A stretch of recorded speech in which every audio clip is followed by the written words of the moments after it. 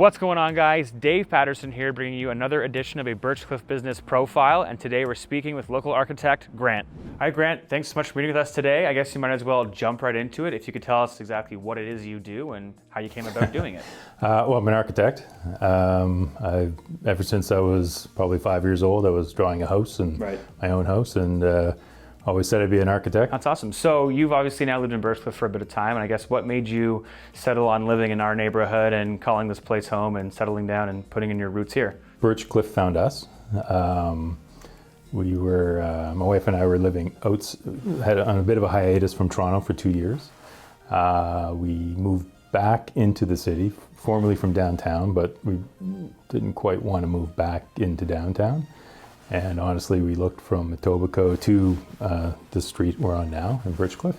I think a house came up and we went to see it that evening and just walked in and just felt right, and put an offer in right there, and we've been here for 10 years. So I guess given your profession and seeing how houses have been changing and evolving over the years, what would you say, I guess, is the next major architectural push or design that you're going to see either from an end user or from a development standpoint from someone who's maybe trying to flip a house? People tend to want, the open concept plan where, you can be in the kitchen and seeing the kids play, or good views to the backyard. So, good sight lines. There are a lot of families that are looking to,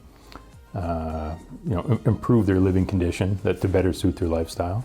And you can do that through additions or interior renovations. So it sounds to me like you're almost like your purpose and passion lies within being able to actually help families and knowing how they're going to benefit from what you're creating for them. Yeah, I've always said my job is to help. Right. And and that comes in many forms. One simple project is we're designing a beam for the house, a steel beam, but we looked at many options, and the final result was that one steel beam, and that gives them that open floor plan, and it also meets their budget, and they didn't want to do the full complete renovation, so that solved that problem. All right, Grant, so you lived here for just under 10 years. Where do you see Birchcliff in the next 5 to 10? Part of the city's planning mandate is to intensify major routes like Kingston Road, and you can see the condos marching along. From a condo point of view, I think that's inevitable along Kingston. That's supported by the city of Toronto. So I think you're going to see more activity, more density in terms of population coming to the area. That's a necessity as well. Tell us what your favorite thing is about Birchcliff. I like the location. It's just that one step outside of the the density of downtown.